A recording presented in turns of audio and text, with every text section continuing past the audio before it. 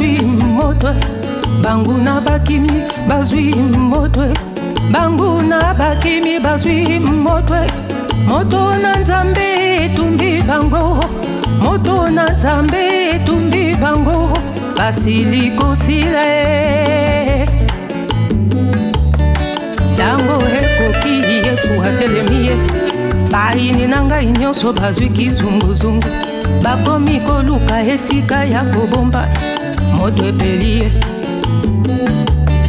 moto na nzambe etumbi epanzi makita na bango madusu ya kokotela ezwi moto ebongo biloko na bango oyo babwaka na se ya mai oyo bakunda na se ya mabele oyo babomba na se ya wana ntango azali kopusana tozali kobeta maboko makasi na lokumu ya nzambe na biso tobeti maboko makasi na kombo na Yesu Kristo. Amen, amen. Là tu as applaudi pour moi. Je veux que tu puisses applaudir pour le grand de Dieu Tout-Puissant. Je veux que tu puisses acclamer pour son honneur. Je veux que tu puisses dire que c'est lui le créateur de créer. Que tu puisses dire que c'est lui qui est au sommet de toutes choses. Que tu puisses dire que c'est celui-là qui mérite des acclamations. C'est celui-là quand on l'acclame, il accroît et que nous nous diminuons. C'est celui-là qui est placé, qui est assis seul sur le trône. C'est celui-là qui mérite. C'est celui-là qui est notre vrai Dieu. Le Dieu véritable, le Dieu capable. C'est celui-là que nous devons mettre au centre de toutes choses. C'est celui-là qui mérite. Bien, que nous puissions donc acclamer, que nous puissions dégager nos énergies pour pouvoir le mettre à sa place. Parce qu'il mérite. Il mérite l'adoration. Il mérite les exaltations. Il mérite la louange. Il mérite l'adoration ce matin. Que te bénisse là où tu es, tu peux t'asseoir. Bien-aimé, sans plus tarder, nous allons dire merci à notre Seigneur. Qui est le maître de temps et des circonstances. Qui est celui qui a permis que nous puissions donc avoir de la place ce matin dans ce lieu. Celui qui t'a donné le souffle de vie, la bonne santé. Laisse que la gloire lui soit rendue encore ce matin. Et nous tenons encore à remercier notre papa Pango là où il est. Il n'abandonne pas ses enfants. Il continue toujours donc faire des prières en faveur de ses enfants. Est-ce que le bon Dieu puisse encore lui donner beaucoup plus une longue vie et qu'il lui bénisse toute sa famille. Tous les serviteurs et servantes de l'Éternel, que le bon Dieu que tu es venu adorer dans ces lieux puisse te visiter dans tout ce que tu entreprends.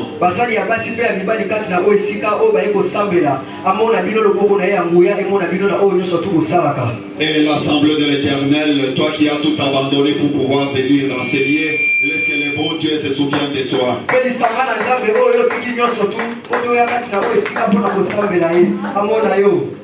Amen. Sans plus tarder, comme la Bible donc nous dit dans 1 Pierre 1 verset 16, vous serez saints car je suis saint. Être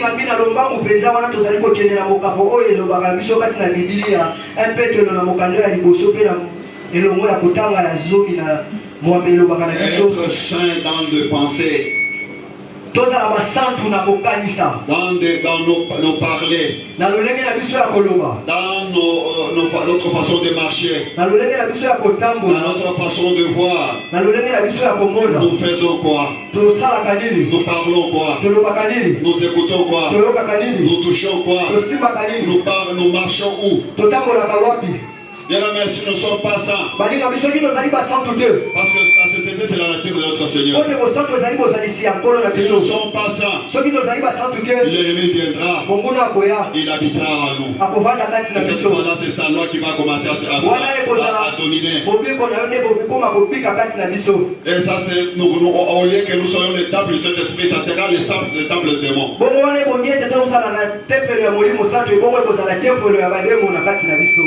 Si nous ne sommes pas servis là-bas, donc tout ce que notre Seigneur a pu préparer pour que nous puissions avoir, nous n'allons pas encore en avoir. Parce que l'ennemi viendra les détourner. Il viendra pour voler. Il viendra pour accomplir ses missions.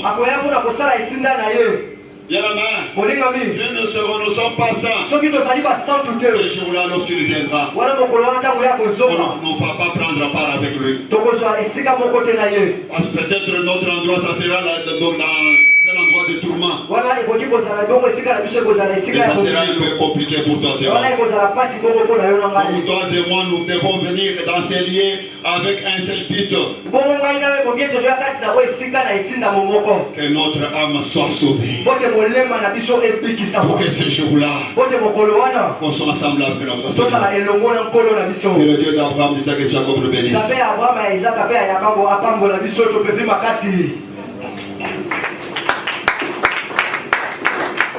Bien, sans plus tarder, nous allons annoncer notre thème de ce jour. Le thème de ce jour, nous l'avons intitulé Le Dieu change le mal en bien. Le Dieu change le mal en bien. Donc que tout mal qui a été, n'est-ce pas, préparé, planifié, monté, programmé contre toi, que le Dieu d'Abraham, d'Isaac et Jacob le change en bien.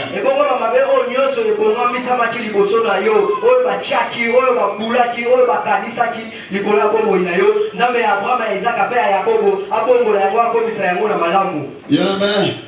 Je veux que nous puissions lire ce passage biblique pour que nous puissions continuer à approfondir notre message de ce jour. Je veux que nous puissions lire dans Genèse chapitre 50 verset 15 à 21.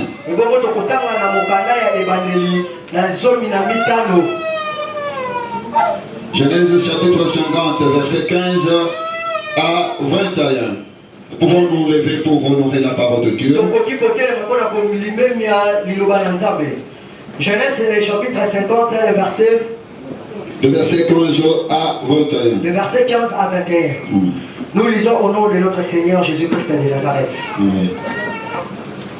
Quand les frères de Joseph virent que leur père était mort, ils dirent: si Joseph nous prenait en haine et nous rendait tout le mal que nous lui avons fait. Et ils firent dire à Joseph: ton père a donné cet ordre avant de mourir. Vous parlerez ainsi à Joseph: oh, pardonne les crimes de tes frères et leurs péchés, car ils t'ont fait du mal.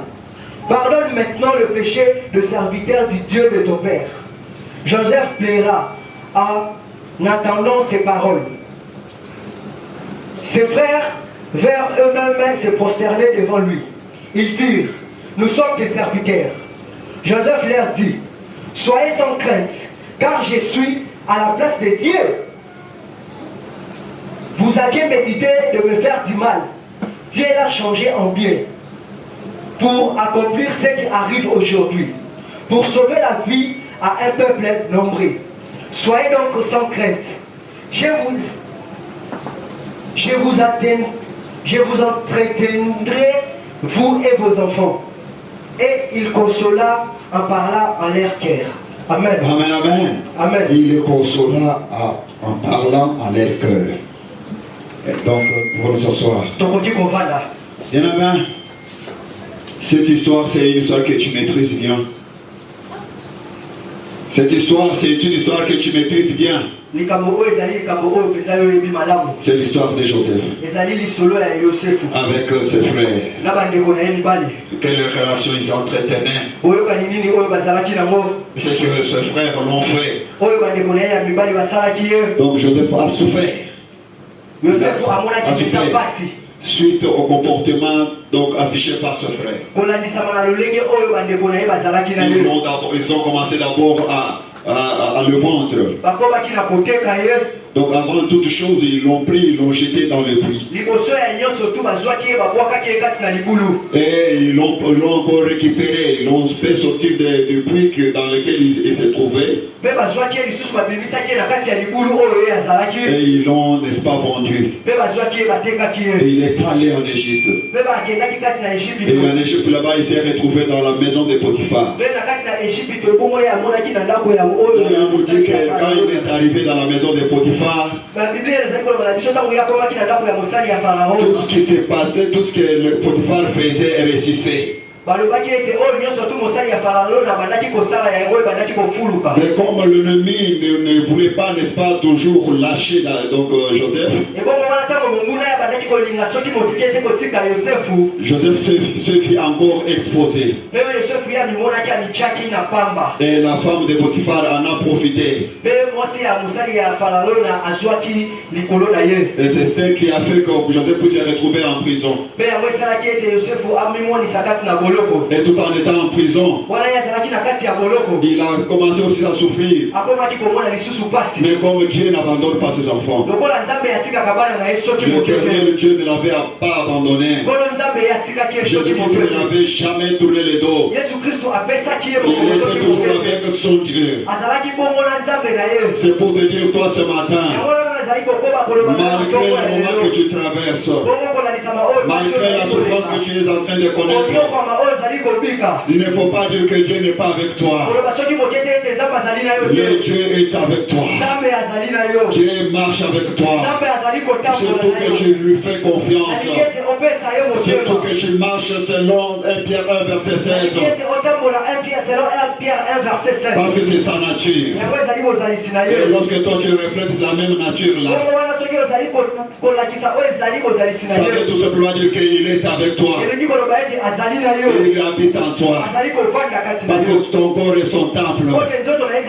Ton corps est sa maison. Là où lui habite. Lui, il ne sait pas, donc il est lâché. Il est resté là, en train toujours d'implorer l'intervention de Dieu. Il a continué toujours à implorer, à demander l'intervention divine. Bien-aimé, que dans ta vie, qu'il y ait une intervention divine. Cette intervention qui change le mal en bien. Qui change le mal en bien. Et cette intervention-là soit ton partage ce matin. Bien-aimé, dans ce passage que nous avons lu, nous avons remarqué une chose. Et cette chose-là, c'est par rapport à la relation. Et cette relation est échelonnée.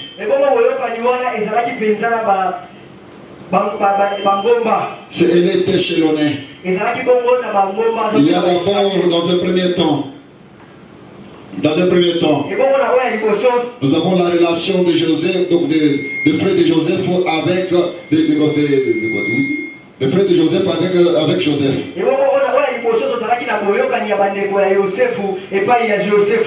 Et deuxième relation, c'était une relation basée sur l'assurance de leur père qui était encore en vie.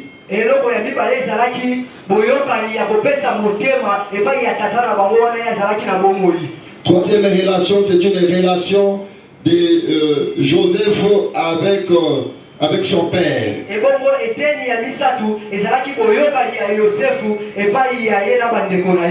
Et quatrième relation, c'était une relation de Joseph envers ses frères.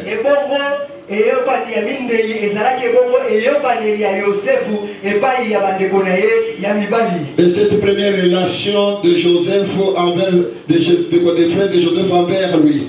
Envers Joseph.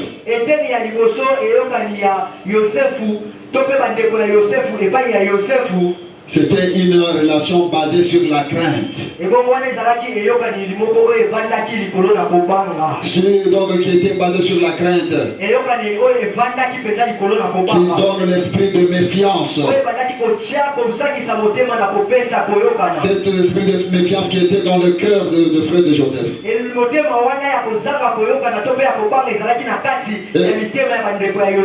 Et puis ça donnait encore l'esprit de la culpabilité.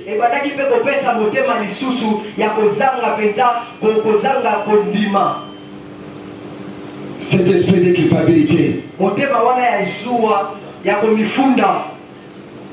c'était ces esprits-là qui les caractérisaient, l'esprit qui leur animait.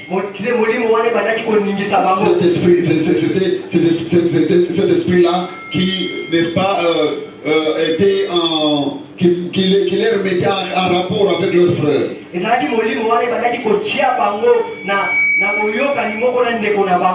Ils avaient peur parce que le Joseph était dans une position où s'il se disait qu'il faut qu'il puisse se venger, et il allait être prêt à pouvoir le faire.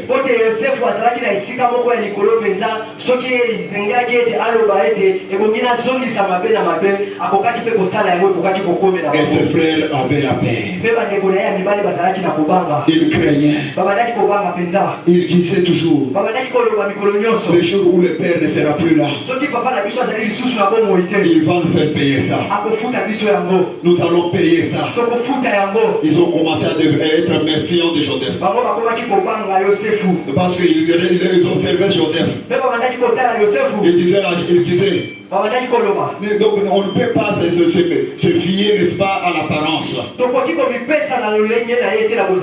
que notre sol nous attend. Et ce sol-là, c'est lorsque notre père ne sera plus là. Ils ont commencé à avoir peur. Ils ont commencé à craindre.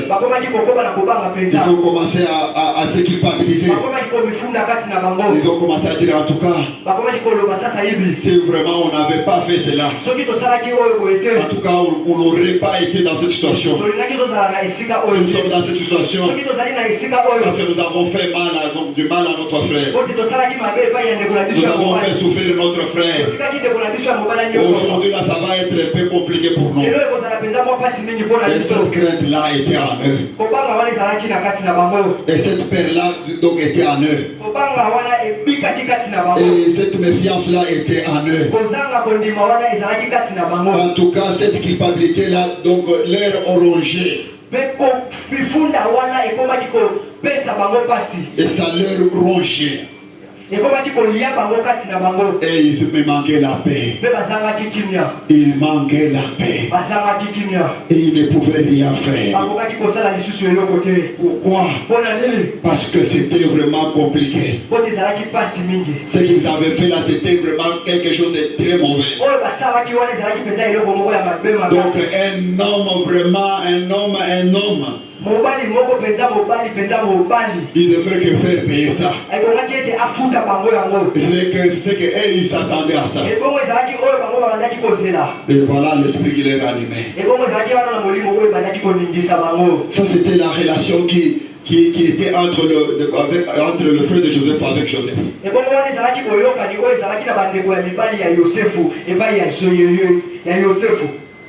Et cette relation c'était basé sur trois socles là que nous avons cités. C'était sur la paix. C'était sur la méfiance.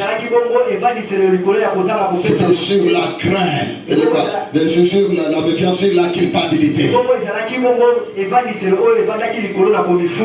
Ils étaient là, en train de souffrir intérieurement. Parce qu'il s'est reproché de quelque chose. Et l'autre relation, c'est la relation de Joseph qui était basée sur la relation avec Joseph, des frères de Joseph, basée sur l'assurance de leur père qui était encore en vie.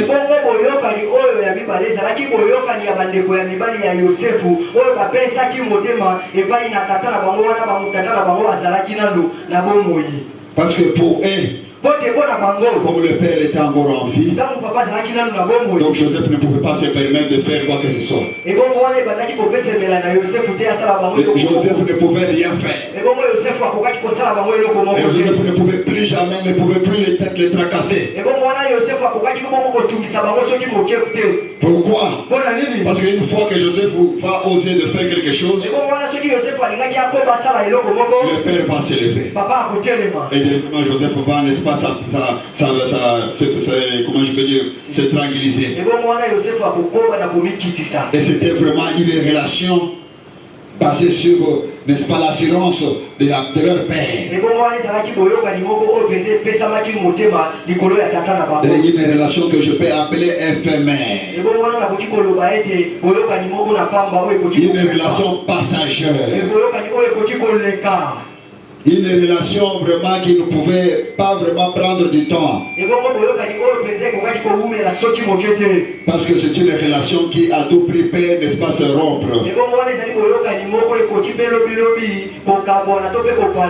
Donc par là, je voudrais tout simplement vous dire que la meilleure relation, la vraie relation, c'est la relation qu'on peut avoir avec son Dieu.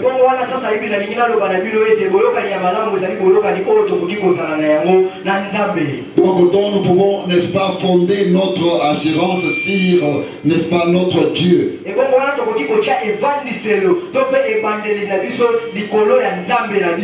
C'est ça la bonne relation. Mais comme étant des hommes limités, ils se sont limités, n'est-ce pas, à l'assurance par rapport à l'existence de leur papa. Et c'était une relation teintée, n'est-ce pas, de l'hypocrisie.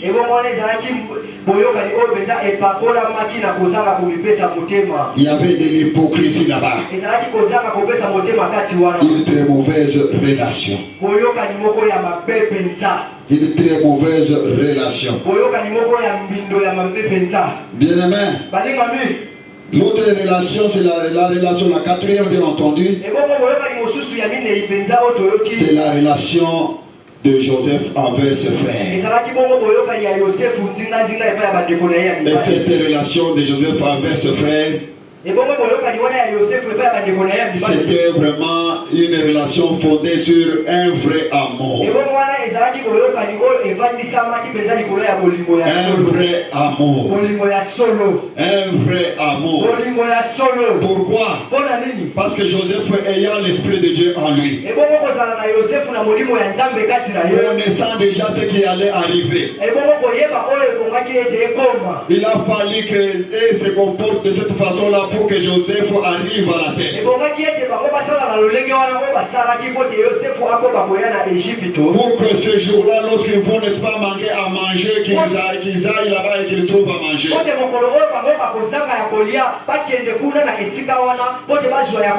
Et Joseph leur avait pardonné avec tout son cœur. C'est pourquoi Joseph, à son temps, lorsque ses frères sont venus le voir, et Joseph, n'est-ce pas, ses frères ont commencé à lui demander pardon. Et Joseph a pleuré. Il s'est dit, moi j'avais vraiment abandonné. J'avais vraiment tout oublié. Et voilà, ses frères sont revenus vers moi.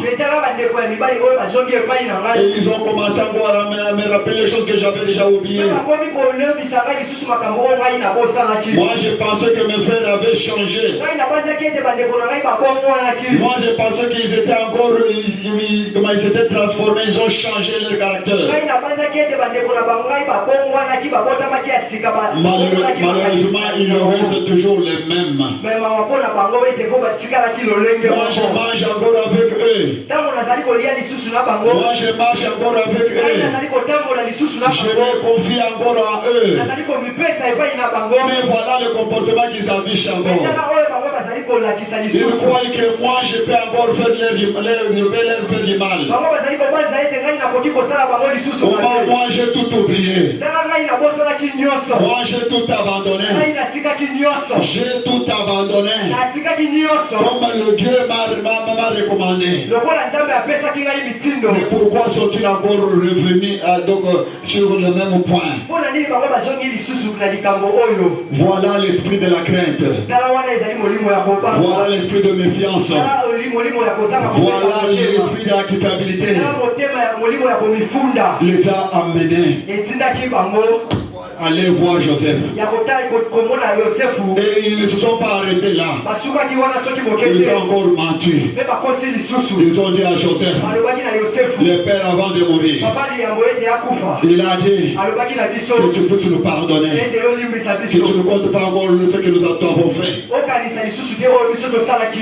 Et Joseph, en écoutant cela, il s'est fondu en larmes. Il a commencé à pleurer. Il a dit que voilà les gens avec qui moi je vis. Les gens qui n'abandonnent pas. Les gens qui ne pardonnent pas. Les gens qui n'est-ce pas, en leur regardant, tu peux lire tout au travers eux. Ils n'ont pas changé. Et Joseph a pleuré. Et ces esprits-là ont amené l'esprit des mensonges. Et l'esprit des mensonges a, n'est-ce pas, écrit un testament. Un testament que Joseph ne connaissait pas. Mais Joseph était enfant chéri de son père. Et son père pouvait partager ça avec lui. Donc par rapport à la rédaction de ce testament-là, on devrait associer Joseph.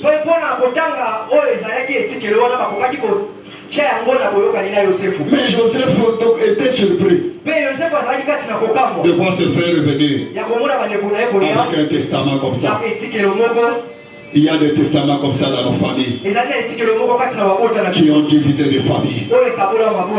Qui ont divisé des familles. Donc quand le papa était là, le testament là n'existait pas. Mais quand papa est mort, le testament est sorti. On parle au nom de défunt.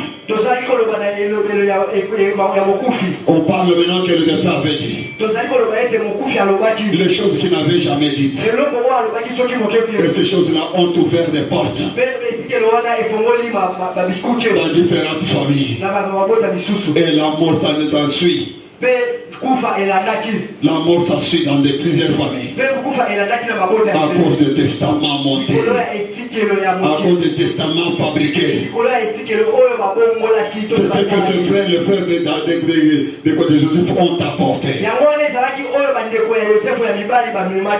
Un mauvais testament. Que quand le père est mort, voilà ce qu'il nous a dit. Voilà ce qu'il nous a parlé. Il nous a dit de venir te dire. C'est ce qui a poussé Joseph à pleurer. Il a pleuré. Il s'est donc lui-même posé tant de questions. Est-ce que ses frères ici, par rapport à leur comportement, est-ce que vraiment ça va vraiment tenir? Est-ce qu'un chrétien pareil, lorsque notre Seigneur sera de retour, peut-il, n'est-ce pas, être enlevé? Est-ce que pourrait-il, n'est-ce pas, voir donc être enlevé? Est-ce que peut-il ou vraiment quelqu'un qui n'abandonne pas, qui ne pardonne pas? Est-ce que au retour de notre Seigneur, va-t-il connaître, n'est-ce pas, l'enlèvement? Bien aimé, c'est vraiment une leçon très importante. Quand tu pardonnes, il faut oublier. Quand on te pardonne aussi, il faut oublier. Il ne faudrait pas revenir sur la même chose. La chose qui a fait mal à l'autre. Et revenir sur ça. Ça va encore, n'est-ce pas, tout pousser. Que les mêmes malades reviennent. Et ça va donner l'esprit de vengeance. Bien-aimés, nous ne pouvons pas fonder nos relations sur ces choses. Nous devons, n'est-ce pas, avoir, donc nous devons fonder nos relations sur le vrai amour. Un amour qui ne soupçonne pas. Un amour qui ne reproche pas. Et un amour qui n'apporte pas la paix. Un amour qui n'apporte pas les mensonges. Et Joseph à son retour, il les a dit que moi je vous avais déjà pardonné. Parce que la preuve en est que tout ce que vous m'avez fait, vous avez fait. Vous avez pensé que j'allais, n'est-ce pas, disparaître. Vous avez cru que je n'existerai plus. Vous avez fait toutes ces choses-là pour que je ne puisse pas me marier. Vous avez fait toutes ces choses-là croyant que moi je ne serai plus engagé quelque part. Vous avez monté toutes ces cabales-là pour tout simplement me bloquer pour que moi je ne réussisse pas dans la vie. Marqué, vous en avez fait. Le Dieu d'Abraham, d'Isaac et Jacob en a changé. Madusu ya kokotela izwi moto ibongo biloko na bango oyo babwaka na se ya mai oyo bakunda na se ya mabele oyo babomba na